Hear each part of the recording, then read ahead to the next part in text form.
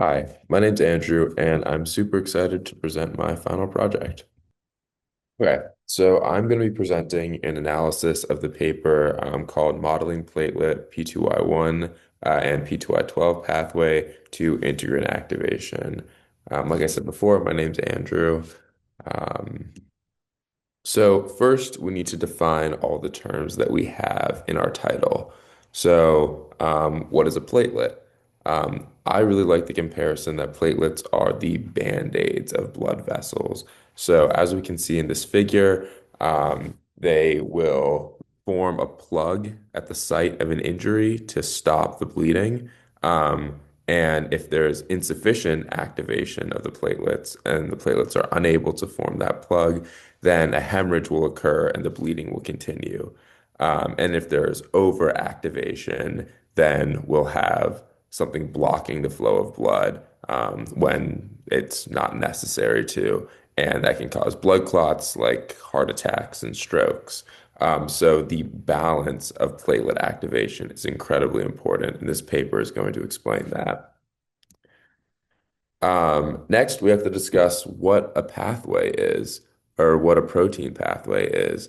So, proteins can have an activated state and a deactivated state. And a lot of the times, one protein will activate another, which will activate another to amplify a signal. So, a small amount of signal can have a large effect on the cell because it only takes a little bit to activate more and more proteins. And when you have an order of proteins activating one another, it's considered a protein pathway. And when you see a line with an arrow, that means that one protein is activating another one. And if it's aligned with a block at the end, it means it's an inhibitor. And inhibitors are incredibly important because inhibitors prevent the activation of something. And the example that we're going to look at the most is RASA3, which is an inhibitor of RAP1. So the more activated RASA3 is, the more it will prevent RAP1 from activating. And then the other important things to note on this figure is that ADP, which is adenosine diphosphate, is an activator of both pathways that we're going to be looking at. Um, so you can see that while both these pathways activate different things, they both begin at ADP activation, which again is coming from outside the cell and then going into it through the receptors on the surface. And then we'll also point out that RAP1 is directly activating the integrin, which is called alpha 2B beta 3, which I'll explain in the next slide. But those are the most important things to know from this pathway. And next, we have integrin activation. And I think this provides a really good example of a protein reaching an activated state. So we have this closed integrin, which would be unable to bind to other platelets. And then, and this is on the surface of the platelet, we have the open integrin conformation, where it's now sticky and able to attach to one another. And this is happening because an activated RAP1 is able to open the integrin. And proteins have different activated states, but for the purposes of this paper, a protein can be activated or deactivated. So now we're going to get into the essential question of this research paper. So we know that there are two ADP pathways that work together to activate the integrin, um, but do we know how, and do we know which is more important, and do we know how the concentration of the receptors affects it? And do we know why this matters? Do we know why we have two instead of one? And that is going to be the most important question of this research paper. The hypothesis is that both receptors play a different role, both pathways play a different role, but that will change when the concentrations of different proteins in that pathway are different. And this could be a very good explanation to why there's so much variation in the population when it comes to platelet activation, because there's so many proteins in this pathway that differences in concentration amount, or just differences in amount total, could lead to differences between individuals. So the methods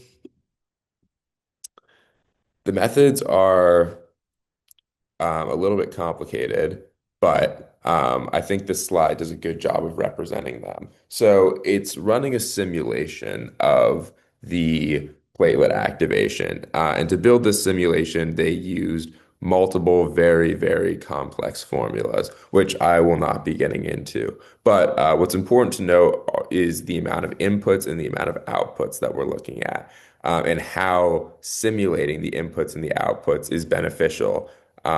So first of all, the reason why this wasn't just done in a lab, it's easy to see how platelets are activated, and you can have inhibitors of certain proteins, is that just the volume of these experiments would be unnecessary and not very efficient. So building this simulation was very helpful. Um, so the inputs of the simulation, you have the amount of signal that will be added to the platelet, you have how many sensors the platelet has, and you have the varying levels of protein inside the platelet. And then, of course, you have, you'll see here, you have like calcium concentration. So you have the environment that the platelet is in.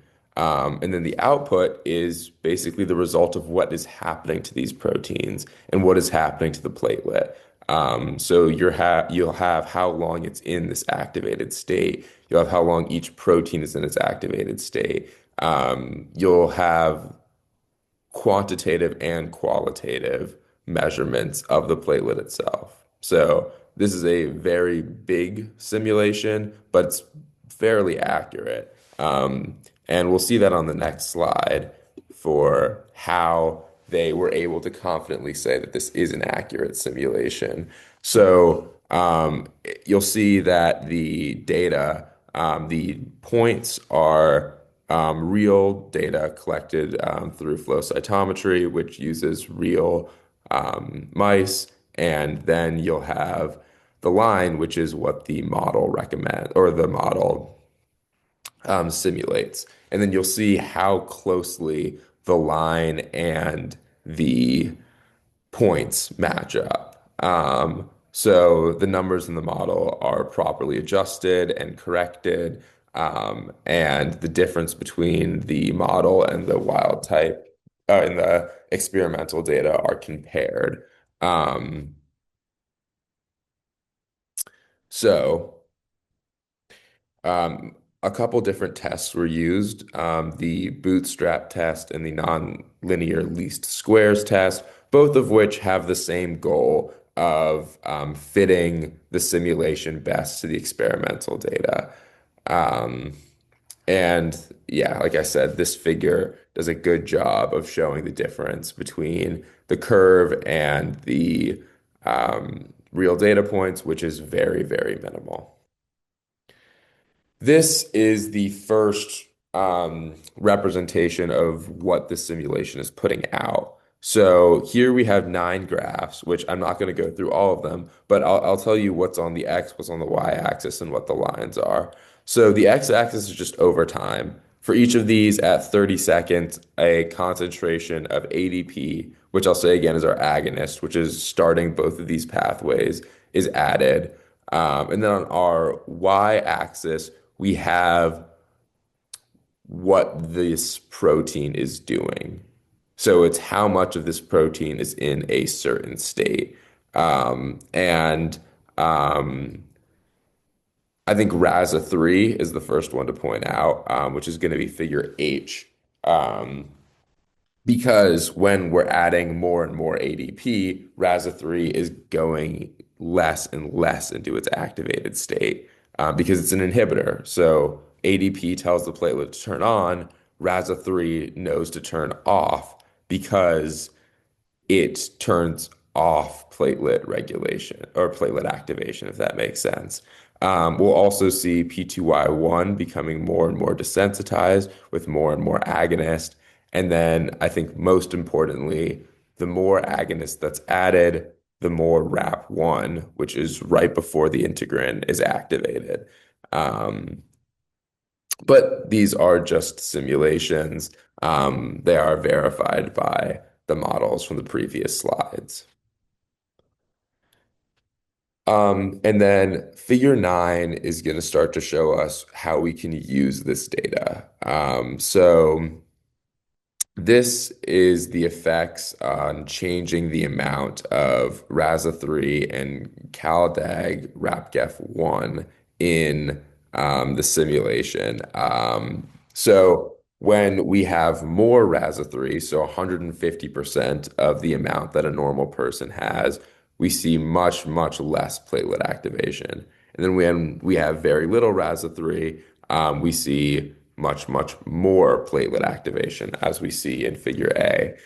In figure B, CalDAG does not show anywhere close to that amount of variation, but you still do see an increase in CalDAG concentration causes a decrease or causes an increase in platelet activation, and same with the decrease. So these figures are really good because they show that the model can properly simulate these differences. So when you're missing something in the pathway that will slow activation and prevent it, when you have too much of an inhibitor that will slow activation and prevent it, when you have a much, much larger amount than you need that will speed it up slightly, but not to a really significant degree. And that's referring to the CDG1 or CalDAG GEF1.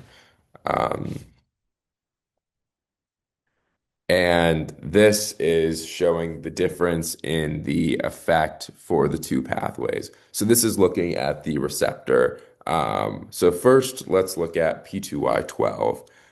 When we have a ton of P2Y12, 150% of the normal concentration that a person has, there is a huge difference.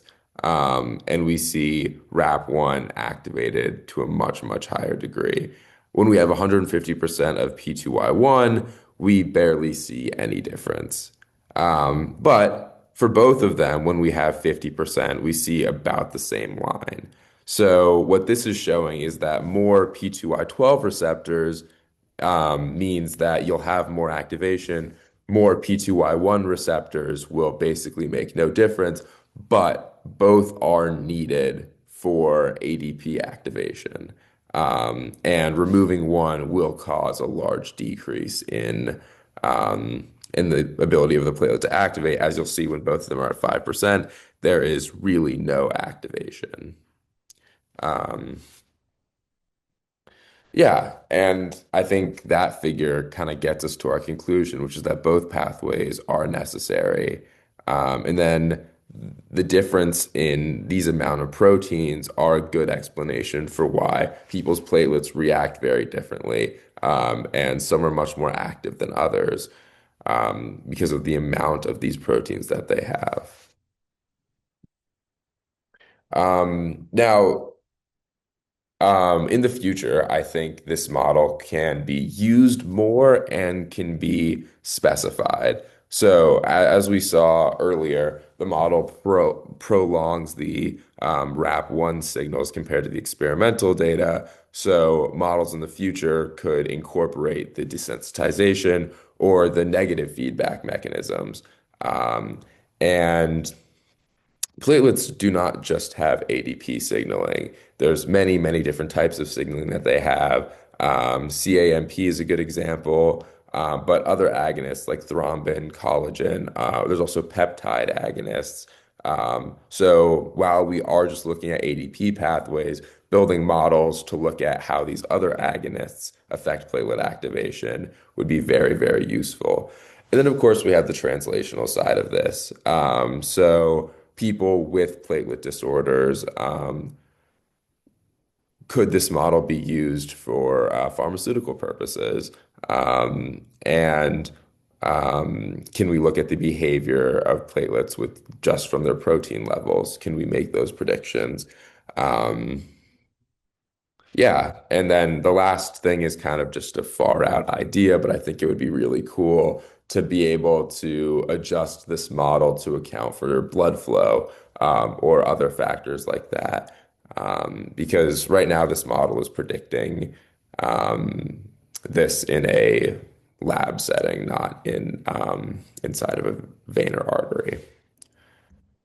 Um, so I finished, this is just our sources, and then I am a member of this lab and I do research with them that I really quite enjoy. And this is me presenting data on a separate topic, but still related to platelets. Um, and lastly, I really enjoyed being in Bio 105 this past semester. And thank you so much for watching. I greatly appreciate it.